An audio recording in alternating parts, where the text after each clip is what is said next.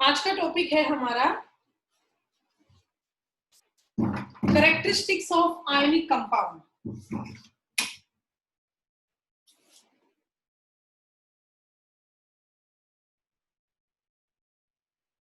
Characteristics of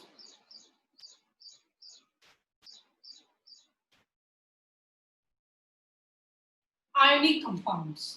बेटा हम यहाँ पे सारी प्रॉपर्टी सारे कैरेक्टरिस्टिक्स डिस्कस करेंगे आयनिक कंपाउंड की। कल मैंने आपको फैक्टर्स करवाए थे आयनिक कंपाउंड के, तो आज कैरेक्टरिस्टिक्स करके इस टॉपिक को हम पूरा करते हैं। तो सबसे पहला बेटा जो आयनिक कंपाउंड होते हैं they are the crystalline solids. Ionic compound are the crystalline solid. अब बेटा इसका मीनिंग क्या है क्रिस्टलाइन सॉलिड का, कि सभी सॉलिड होते हैं और सभी का एक परफेक्ट 3 डायमेंशनल स्ट्रक्चर होता है। सभी का एक परफेक्ट 3 डायमेंशनल स्ट्रक्चर होता है, इसीलिए हम इसको बोलते हैं क्रिस्टलाइन। ठीक है। सेकंड पॉइंट है बेटा जो आपके आयनिक कंपाउंड्स होते हैं उनका हाई कोऑर्डिनेशन नंबर होता है।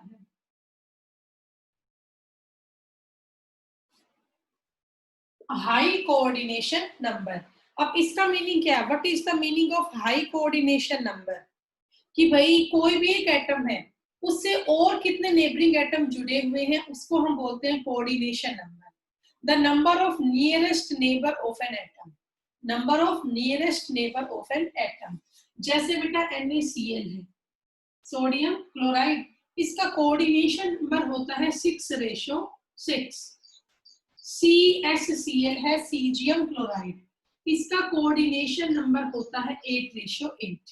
तो NaCl हुआ, CaCl हुआ, इन सभी का हाई कोऑर्डिनेशन नंबर है। अब इसका मीनिंग क्या है 6:6 का? इसका मतलब ये है कि जो आपका एक सोडियम का एटम है वो 6 क्लोरीन एटम के साथ जुड़ा होता है, अटैच होता है।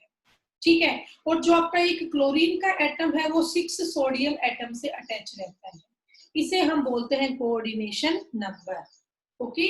तो जो आयनिक कंपाउंड्स होते हैं they have high coordination number. Next बेटा थर्ड पॉइंट इसके बाद इनका हाई होता है melting point and boiling point. जो आपके आयनिक कंपाउंड्स होते हैं they have high melting point as well as boiling point. वजह क्या है? क्योंकि आपको पता है आयनिक कंपाउंड जो आपके होते हैं उनके बीच में strong electrostatic force of attraction होता है। They have strong electrostatic force of attraction।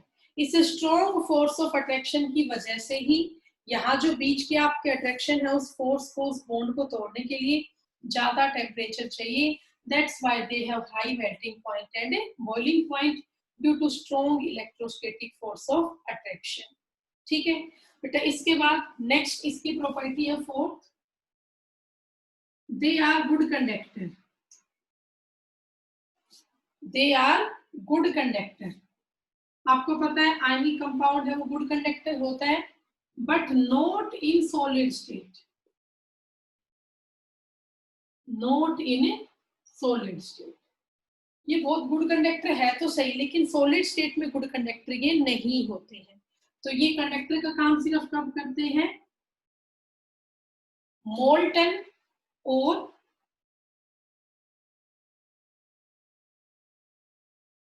Aqueous state में। These are the good conductor only in molten and aqueous state। अब इसका मीनिंग क्या होता है वो आप समझे। मैंने कहा जो आयनिक कंपाउंड है they are not good conductor in the solid state.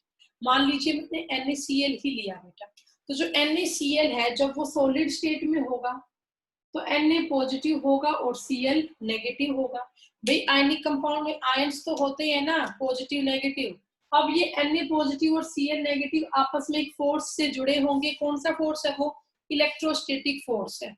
तो जब हमारा कंपाउंड सॉलिड होगा तो सॉलिड कंपाउंड के अंदर तो जो आपके ये आयंस है वो अलग ही नहीं हो पाएंगे। ये अपोजिट चार्ज के आयंस आपस में जुड़े हुए हैं इलेक्ट्रोस्टैटिक फोर्स से, तो यहाँ तो बेटा आयंस फ्री ही नहीं हुए। आपको पता है कंडक्शन कब आती है, जब या तो फ्री इलेक्ट्रॉन का मूवमेंट हो रहा हो या आयंस का मूवमेंट हो रहा हो। अब यहाँ पर आयंस तो है बट वो आयंस फ्रीली मूव नहीं कर रहे हैं। मूव क्यों नहीं कर रहे हैं? क्योंकि अपोजिट चार्ज के आयंस आपस में इलेक्ट्रोस्टैटिक फोर्स से जुड़े हुए हैं। तो due to absence of free ion, solid state में इसमें फ्री आयंस नहीं होते, इसीलिए गुड कंडक्टर सॉलिड स्टेट में नहीं होता। लेकिन जब इसकी स्टेट मोल्टन होती है या एक्वस होती है, अब बेटा मोल्टन स्टेट का मीनिंग क्या है? हमने इसे गर्म कर दिया, इसने मेल्ट होना शुरू कर दिया। जब बेटा ये मेल्ट होगा तो मेल्ट होने के बाद जो इनके बीच का ये फोर्स है वो टूट जाएगा। जैसे बीच का ये फोर्स टूट गया तो Na पॉजिटिव आयन अलग और Cl नेगेटिव आयन अलग। तो आयंस के बीच की अट्रैक्शन ही खत्म होगी, तो आयन यहाँ पे फ्री हो गए। और अगर फ्री मूवमेंट ऑफ आयंस होगा तो उसमें कंडक्शन भी अराइज होगा। इसीलिए मोल्टन स्टेट में गुड कंडक्टर ये है। और एक्वस स्टेट क्या होता है कि हम इसमें वाटर डाल रहे हैं। बेटा हम इसमें क्या डाल रहे हैं? वाटर। तो वाटर मॉलिक्यूल कहाँ आएंगे? Na पॉजिटिव और Cl नेगेटिव के बीच में किसके मॉलिक्यूल आएंगे? वाटर के मॉलिक्यूल आएंगे। तो बीच में तो पानी आ गया, तो पॉजिटिव और नेगेटिव आयन दोनों अलग अलग हो गए, तो फिर से फ्री मूवमेंट ऑफ आयंस होगी। ठीक है, तो जो आयनिक कंपाउंड आपके होते हैं they are the good conductor only in molten और aqueous state. Ionic solid state में गुड कंडक्टर नहीं होते हैं क्योंकि सॉलिड स्टेट में इनमें फ्री आयंस नहीं होते। ठीक है, चलिए अब इसके बाद फिफ्थ पॉइंट इसका आप लोग बेटा साथ साथ नोट डाउन करते चले। अब बस इसका एक ही पॉइंट डिस्कस करना रह गया। फिफ्थ पॉइंट है इसका solubility.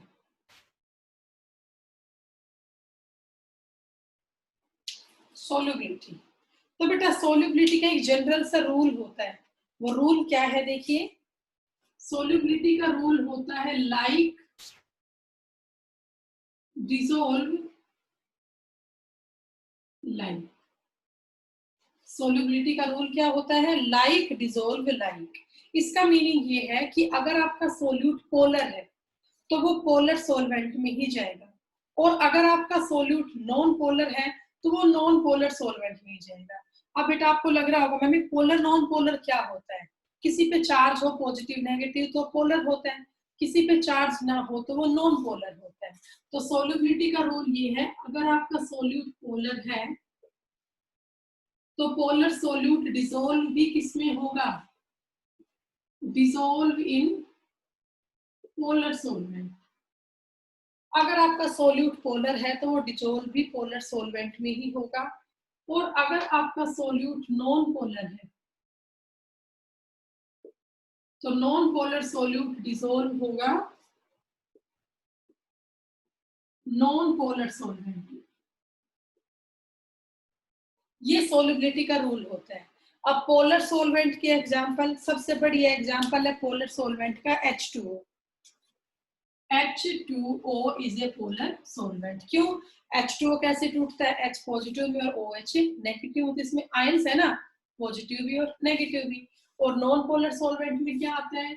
CCl4 carbon tetra chloride, CS2 carbon disulphide.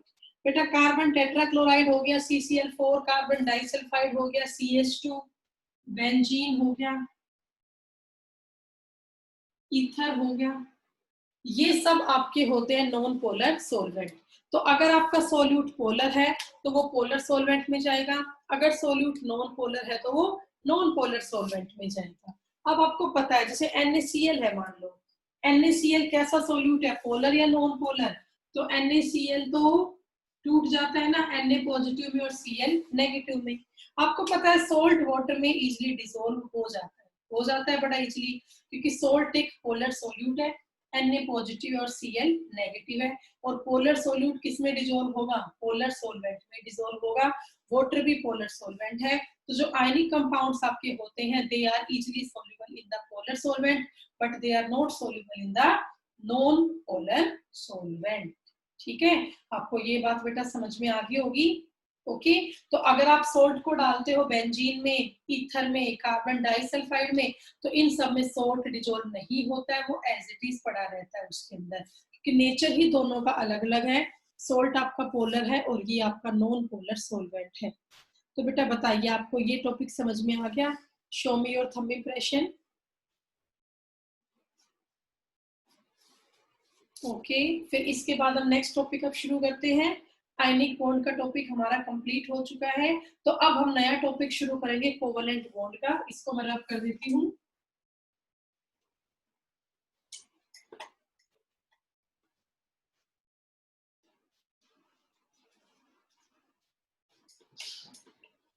आपको कोवलेंट कंपाउंड भी आता होगा, कुछ ऐसे इसमें है नहीं, देखिए ध्यान से। अब हमारा टॉपिक है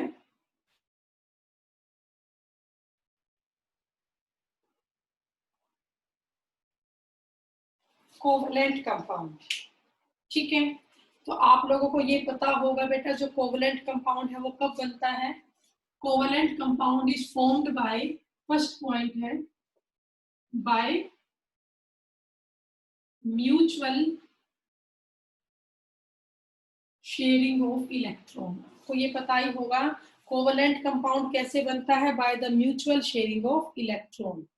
म्यूचुअल का मीनिंग क्या है, आपस में दोनों एटम इलेक्ट्रॉन को शेयर करते हैं। ठीक है इसका मीनिंग है both atoms are electron deficient in nature. Covalent compound, covalent bond कब बनेगा, जब आपके दोनों ही एटम इलेक्ट्रॉन डेफिशिएंट नेचर के होंगे। So covalent compound are formed when both the atoms are electron deficient in nature. अगला point, atoms may be same or different. अब जो आप एटम्स ले रहे हो वो सेम भी हो सकते हैं और डिफरेंट भी हो सकते हैं। Mostly atoms are non metals, क्योंकि नॉन मेटल्स ही इलेक्ट्रॉन डेफिशिएंट होती है। Non metals are electron deficient species. अगला point, it is a real bond. आपको ध्यान हो मैंने कहा था आयनिक बॉन्ड तो क्या एक टेम्परेरी बॉन्ड है, इसको सिर्फ ऐसे में सोच लिया एक बॉन्ड होता है, लेकिन आयनिक बॉन्ड में कोई बॉन्ड नहीं होता, जस्ट एक इलेक्ट्रोस्टैटिक फोर्स ऑफ अट्रैक्शन थी between the cation and anion. But इस केस में ऐसा नहीं है। कोवलेंट कंपाउंड में क्या है, एक रियल बॉन्ड बनता है, वाकई में एक बॉन्ड एग्जिस्ट करता है बिटवीन द टू एटम्स। तो जो कोवलेंट कंपाउंड की बात है ये थ्योरेटिकल नहीं है, it is a real bond. ठीक है तो ये हमारे बेटा कुछ कंडीशंस हुई कि कब कब हमारी जो है कोवलेंट बॉन्ड फॉर्मेशन होती है और क्या क्या हमें कंडीशन फॉलो करनी होती है to form the covalent compound. Okay चलिए अब ये आपने नोट डाउन कर लिया होगा। अब इसके बाद इस टॉपिक को करते हैं। कहीं भी डाउट हो तो बता दे बेटा, आप लोग साथ साथ नोट डाउन कर ले सब। अब बेटा मैंने एक पॉइंट लिखा था कि जो कोवलेंट बॉन्ड बनता है इसमें एटम सेम भी हो सकते हैं और डिफरेंट भी हो सकते हैं। तो आप इस पॉइंट को समझो ये कैसे होगा। तो जो आपके कोवलेंट कंपाउंड होते हैं वो दो टाइप के होते हैं generally. Covalent compound are of two type. एक होता है homoatomic covalent compound, homoatomic, और एक आपका होता है heteroatomic covalent compound. These are the two types of covalent compound, homoatomic and heteroatomic. अब homoatomic का मीनिंग क्या होता है? होमो मीन्स होता है सेम, एटॉमिक मीन्स होते हैं नंबर ऑफ एटम्स। तो जहां पर एक ही तरह के एटम्स जुड़े हो, जहां पे सेम नंबर ऑफ एटम्स होंगे उनको हम बोलते हैं होमोएटॉमिक। और हेटेरोएटॉमिक में क्या होगा, हेटेरो का मीनिंग होता है डिफरेंट, हेटेरोएटॉमिक का मीनिंग होगा डिफरेंट नंबर ऑफ एटम्स। ठीक है तो होमोएटॉमिक में सेम एटम्स होते हैं, हेटेरोएटॉमिक में डिफरेंट एटम्स होते हैं। ओके अब इनके एग्जांपल्स आप देख लें। जैसे बेटा हमारा है H2 Cl2, Br2, I2, F2, O2, N2, S8, P4, ये सभी क्या है, सेम एटम से बने हुए हैं. So all of these are examples of homoatomic covalent compound. और सेकंड आपका क्या है, heteroatomic covalent compound. इसके एग्जांपल जहाँ अलग अलग एटम हो, जैसे हमारा हो गया H2O, HF, HCl, NH3, CH4, C2H6, CCl4. तो ये सब के सब क्या है बेटा, कोवलेंट कंपाउंड है और सब में एटम्स अलग अलग है ना. इनमें एटम्स आपके अलग अलग है. तो ये सारे आपके एग्जांपल हैं हेटेरोएटॉमिक कोवलेंट कंपाउंड्स. ओके, तो ये आपके दो तरह के कोवलेंट कंपाउंड हुए, एक तो होमोएटॉमिक और एक आपका हेटेरोएटॉमिक. इनको नोट डाउन कर लें आप लोग.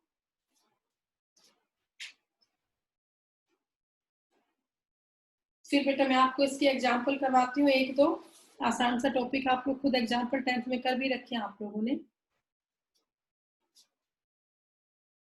तो अब मैं इसको नोट कर देती हूँ, आपने नोट डाउन कर लिया होगा.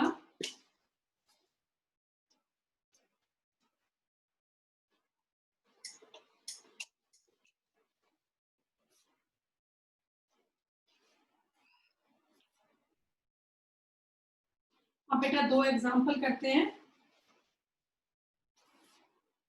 पहला एग्जाम्पल है फॉर्मेशन ऑफ H2.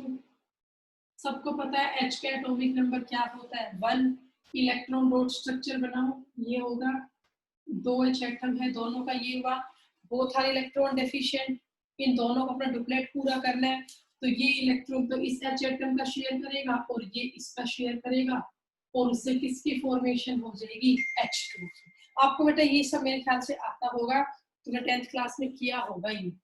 बस एग्जाम्पल एक और कर लेते हैं CH4 का. CH4 का आपको पता है सेंटर एटम या कार्बन है, कार्बन का एटॉमिक नंबर क्या है, 6. डिवाइड करती हूँ तो 2 और 4, तो एक कार्बन के पास कितने इलेक्ट्रॉन्स है, 4 इलेक्ट्रॉन है. तो अब इसका बनाते हैं इलेक्ट्रॉन डॉट स्ट्रक्चर, 1 2 3 4. ये इस कार्बन के पास 4 इलेक्ट्रॉन हुए. अब इससे आपको 4 हाइड्रोजन जोड़नी है. H का एटॉमिक नंबर क्या होता है, 1. मीन्स हर एक H के पास एक एक इलेक्ट्रॉन है. तो ये मेरा पहला H एटम है, उसका एक इलेक्ट्रॉन, ये दूसरे H एटम का इलेक्ट्रॉन, ये थर्ड H एटम का इलेक्ट्रॉन और ये फोर्थ H एटम का इलेक्ट्रॉन. ठीक है. अब कार्बन को अपना ऑक्टेट पूरा करना है, हाइड्रोजन को अपना डुप्लेट पूरा करना है. तो अब जो ये दोनों कंपाउंड है ये आपस में क्या करेंगे, इलेक्ट्रॉन की शेयरिंग करेंगे. तो सभी H ने क्या किया, एक एक इलेक्ट्रॉन किसका शेयर कर लिया, कार्बन का. ठीक है. तो सभी H के पास अब 2 इलेक्ट्रॉन हो गए भाई. ओके, कार्बन सबका H का डुप्लेट पूरा हो गया. अब कार्बन को अपना ऑक्टेट पूरा करना है, तो कार्बन अपना ऑक्टेट कैसे पूरा करेगा आपको समझ में आता होगा. कार्बन के पास 4 इलेक्ट्रॉन तो खुद के हैं और ये 4 इलेक्ट्रॉन एक हाइड्रोजन से ले लेगा, तो ये बन जाएगा. ठीक है. अब आप देख पा रहे हो यहाँ कार्बन एटम के पास कितने इलेक्ट्रॉन्स हो चुके हैं, 8 इलेक्ट्रॉन हो चुके हैं. तो ये स्ट्रक्चर बन गया आपका फाइनली C. और C के पास कितने H जुड़ गए बेटा आपकी, 4.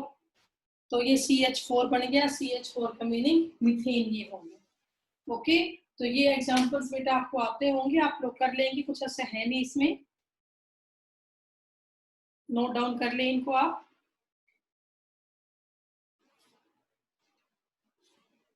अब 2-3 एग्जांपल और करते हैं, फिर आपको समझाते हैं बॉन्ड पेयर और लोन पेयर.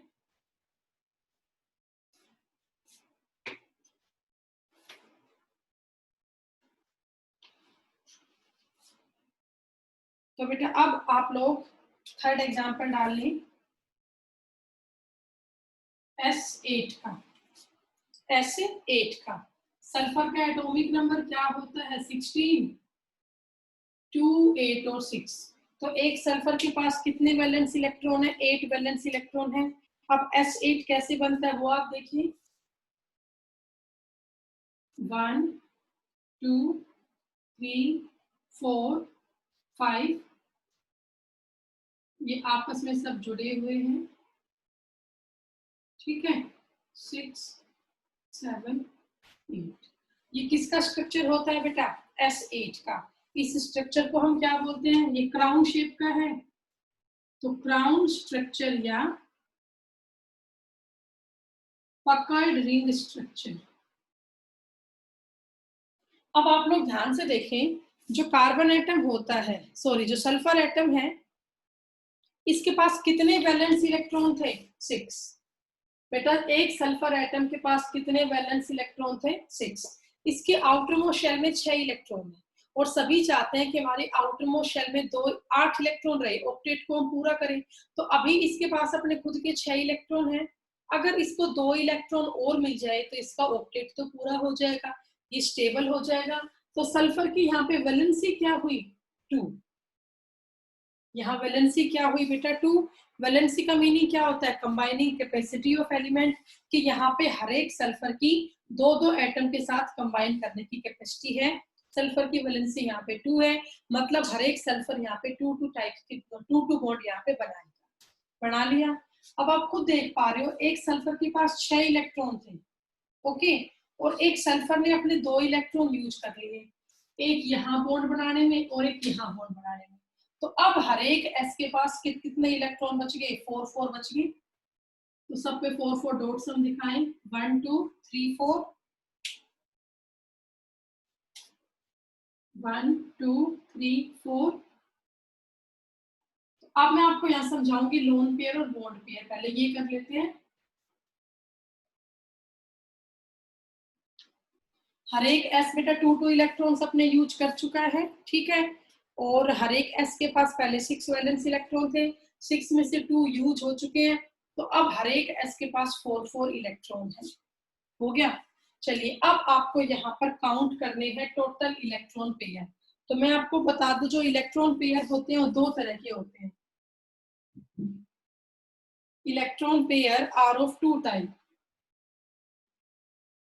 ठीक है। फर्स्ट टाइप क्या होती है इलेक्ट्रॉन पेयर की?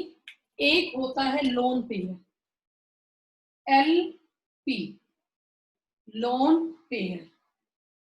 LOAN नहीं है, ये LON ही है। और सेकंड है BP, बॉन्ड पेयर। तो ये 2 तरह के इलेक्ट्रॉन पेयर होते हैं। क्या क्या नाम होता है उनका? Bond pair and lone pair, ठीक है। बॉन्ड पेयर को हम बोलते हैं शेयर्ड पेयर भी। बॉन्ड पेयर को हम क्या बोलते हैं? Shared pair. जिसने बॉन्डिंग की, जिसने शेयरिंग की, वो बॉन्ड पेयर होगा। और लोन पेयर को हम बोलते हैं अनशेयर्ड पेयर, जिसने बॉन्डिंग में पार्टिसिपेट नहीं किया, जो इलेक्ट्रॉन एज इट इज रह गए, उनको हम बोलते हैं क्या? Lone pair.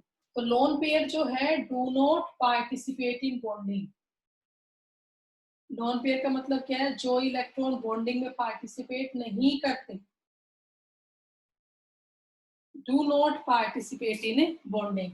लेकिन अगर बात करती हूँ बॉन्ड पेयर की, तो they are participated in bonding, ये बॉन्डिंग में पार्टिसिपेट करते हैं, ठीक है। अब ये आपको पता है एक पेयर में कितने इलेक्ट्रॉन होते हैं? 2 इलेक्ट्रॉन होते हैं।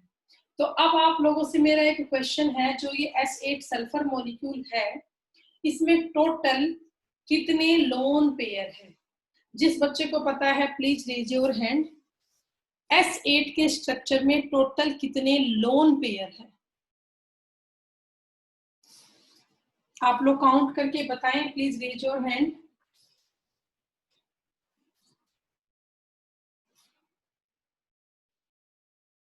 Total number of lone pair. भाई समझ में आ रहा होगा, जल्दी बताइए।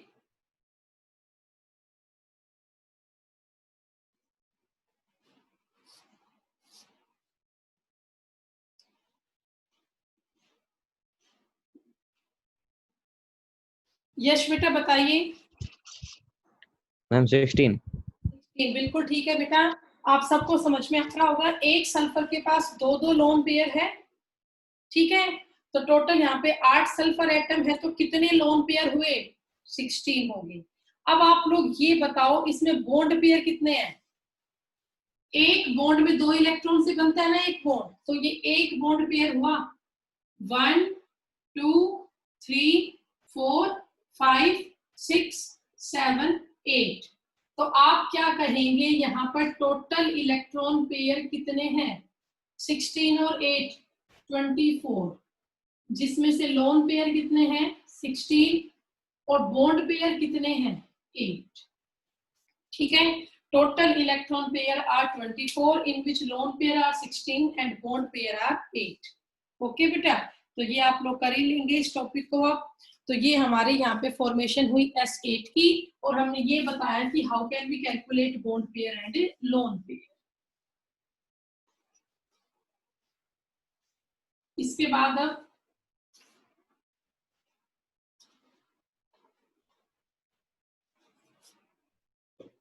अगला यहाँ पे एग्जाम्पल है P4 का, फॉस्फोरस मॉलिक्यूल का। ये आपको पता है जो फॉस्फोरस होता है उसका एटॉमिक नंबर होगा 15, 2, 8 और 5। तो एक फॉस्फोरस एटम के पास यहाँ 5 वैलेंस इलेक्ट्रॉन होंगे। ठीक है, तो P4 कैसे बनता है वो आप देखिए। P4 का बेटा पकड़ रिंग स्ट्रक्चर होता है, इसका मीनिंग है ये।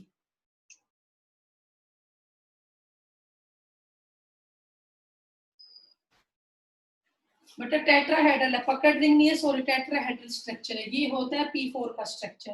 अब फॉस्फोरस के पास वैलेंस इलेक्ट्रॉन तो 5 है, क्योंकि इसकी आउटर मोस्ट शेल में 5 इलेक्ट्रॉन है। अब ऑक्टेट पूरा करने में यहाँ कितने इलेक्ट्रॉन की कमी और है? तो आउटर मोस्ट शेल में इसके पास 5 इलेक्ट्रॉन है, तो अभी इसके पास 3 इलेक्ट्रॉन की कमी और भी है अपने ऑक्टेट को पूरा करने के लिए। तो एक फॉस्फोरस एटम यहाँ पर कितने इलेक्ट्रॉन की शेयरिंग करेगा? 3 इलेक्ट्रॉन की शेयरिंग करेगा खुद को स्टेबल करने के लिए। तो इसकी वैलेंसी कितनी है? 3 है। मतलब बेटा हर एक फॉस्फोरस के 3-3 बॉन्ड तो बनने ही चाहिए, क्योंकि वैलेंसी कितनी है इसकी? 3 है। तो अब आप देख पा रहे होंगे हर एक फॉस्फोरस के यहाँ पे 3-3 बॉन्ड बने हुए हैं। इस फॉस्फोरस के 3 है, 1 2 3, 1 2 3, 1 2 3, 1 2 3। मतलब एक फॉस्फोरस के 3-3 इलेक्ट्रॉन तो यूज हो चुके हैं। अब ये आपको पता है एक फॉस्फोरस के पास कितने वैलेंस इलेक्ट्रॉन थे? 5। सभी के 3-3 यूज हो चुके हैं, तो सभी के पास एक एक पेयर बचा है। एक लोन पेयर यहाँ बचा, एक ये है, एक ये है और एक ये है। तो सबसे पहले आप यहाँ काउंट करो टोटल इलेक्ट्रॉन पेयर, जिसमें लोन पेयर भी आ जाएंगे और बॉन्ड पेयर भी आ जाएंगे। ठीक है, लोन पेयर कितने हैं? 1 2 3 4, 4 तो आपके हैं लोन पेयर। अब आप बॉन्ड पेयर काउंट करो, तो हर एक फॉस्फोरस यहाँ पे 3-3 बॉन्ड बना रहा है। देखिए आप ध्यान से, ये फॉस्फोरस 1 2 3, हर एक फॉस्फोरस 3-3 बॉन्ड बना रहा है। तो टोटल यहाँ पे कितने बॉन्ड बनेंगे? एक फॉस्फोरस ने 3 बनाए, टोटल फॉस्फोरस यहाँ 4 है, तो कितने बॉन्ड बनेंगे? टोटल 12, और 12 और 4 टोटल पेयर कितने हुए? 16। कितने हुए बेटा? 16। कर लोगे ऐसे? ओके, तो ये आपका P4 का पूरा स्ट्रक्चर हुआ। सभी के पास एक एक लोन पेयर है। साथ में बेटा यहाँ पे हर एक फॉस्फोरस वैलेंसी अपनी पूरी कर रहे हैं, सभी 3-3 बॉन्ड यहाँ पे बना रहे हैं। अब आप ये और देखो, क्या फॉस्फोरस एटम का ऑक्टेट यहाँ पे पूरा है? हाँ जी, ऑक्टेट बिल्कुल पूरा है। आप खुद देख लीजिए, इस P के पास क्या 8 इलेक्ट्रॉन है? काउंट करो, 1 2 3 4 5, 5 थे से खुद के ही थे, 3 ये शेयरिंग कर रहा है, 6 7 8। तो हर एक P के यहाँ कितने इलेक्ट्रॉन्स हुए? 8 इलेक्ट्रॉन हुए। ओके, तो ये सब बेटा आप मेरे ख्याल से कर ही लेंगे। आसान सा टॉपिक है, कोवलेंट कंपाउंड का मैंने करवा दिया है। इलेक्ट्रॉन डॉट स्ट्रक्चर भी यहाँ मैंने आपको पूरा समझा दिया कि किस तरह से इलेक्ट्रॉन की शेयरिंग करके आप दिखाओगे डॉट स्ट्रक्चर के साथ।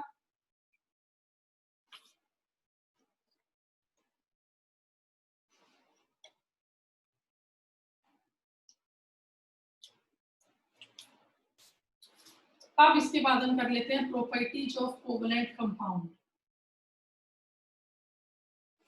प्रॉपर्टीज ऑफ कोवलेंट कंपाउंड की भाई क्या क्या प्रॉपर्टी है कोवलेंट कंपाउंड की, वो हम सारे डिस्कस कर लेते हैं बेटा यहाँ पे। तो आपको पता होगा जो कोवलेंट कंपाउंड होते हैं, they are insoluble, they are insoluble in polar solute. Covalent compound है, पोलर सोलवेंट वाटर में डिजोल्व नहीं होते, क्योंकि बेटा कोवलेंट कंपाउंड है वो नॉन पोलर नेचर के होते हैं। Covalent compound are non polar in nature, इसलिए वो पोलर सोलवेंट में डिजोल्व नहीं हो सकती। क्यों? क्योंकि जो आपके कोवलेंट कंपाउंड है दे आर नॉन पोलर, तो ये पोलर सोलवेंट में डिजोल्व नहीं होंगे, तो फिर ये डिजोल्व किस में होंगे? नॉन पोलर सोलवेंट में, लाइक CCl4 में हो गया, CH4 में हो गया, ड्राई बेटा सॉरी इसमें हो गया, ड्राई ईथर में हो गया, बेंजीन में हो गया, ये सब आपके क्या है? Non polar solvent. Exist in all the states,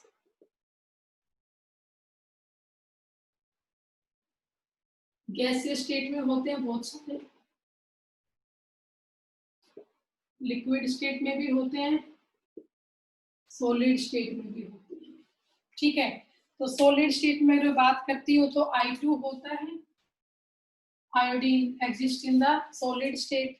ठीक है, सल्फर हो गया, acid exist in the solid state, phosphorus हो गया, exist in the solid state. गैसीय स्टेट में F2 हो गया, Cl2 हो गया, मीथेन हो गया, इथेन हो गया, प्रोपेन हो गया, all of these are exist in the gaseous state. और लिक्विड स्टेट में कौन होगा? ब्रोमीन हो गया, Br2। ठीक है, तो अब तक कोवलेंट कंपाउंड की ये भी खास बात है कि ये हर एक स्टेट में एग्जिस्ट करता है, सॉलिड में भी, लिक्विड में भी और गैसियस स्टेट में भी। Okay, they are not good conductor, क्योंकि इन पे कोई फ्री इलेक्ट्रॉन प्रेजेंट मोस्टली में नहीं होता है, तो कंडक्टर में बेटा कोई खास रोल नहीं होता है कोवलेंट कंपाउंड्स का। तो ये सब प्रॉपर्टीज हमने डिस्कस की कोवलेंट कंपाउंड की। इसी के साथ बेटा आपका टॉपिक यहाँ पे पूरा होता है, आयनिक कंपाउंड का भी और कोवलेंट कंपाउंड का। ठीक है, दोनों में से रियल बॉन्ड कौन सा था? कोवलेंट कंपाउंड था। आयनिक बॉन्ड जस्ट एक इलेक्ट्रोस्टैटिक फोर्स ऑफ अट्रैक्शन है, बट यहाँ वाकई में इलेक्ट्रॉन की कमी थी, दोनों ने आपस में शेयरिंग भी की, तब जाके ऑक्टेट पूरा हुआ है, जिसकी वजह से एक बॉन्ड आपका एग्जिस्ट किया है between the two atom, that may be same और may be different, that's why a real bond is formed between the covalent compound, मतलब एग्जिस्टेंस होता है कोवलेंट बॉन्ड का। ठीक है, as compare to ionic bond. तो ये बेटा हमारा आज का टॉपिक था। कोई आपको डाउट है यहाँ तक तो बताइए मुझे, if you have any doubt बताइए।